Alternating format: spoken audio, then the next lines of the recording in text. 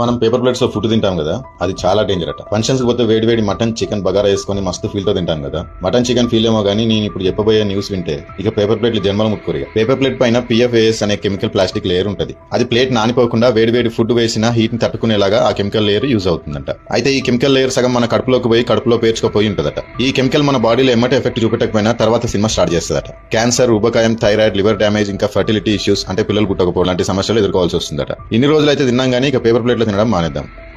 Paper ఫుడ్లో ఎంత chemical ఉంది, అట్లనే డిష్ వాష్ మనం బర్తన్ తోమే, మనం గిన్నె తోమే సబ్బు వాడతాం, దాంట్లో కూడా కెమికల్ ఉంది. అందుకే అటోమీ డిష్ వాష్ వాడండి. దాంతో ఫ్రూట్ క్లీన్ చేస్తుంది ఈ మేడం. చూడండి ఫ్రూట్ ఎట్లా క్లీన్ చేస్తున్నారు, అట్లా కూడా డిష్ వాష్ చేయొచ్చు. చాలా మన లోపల కెమికల్ పోతుంది అన్న.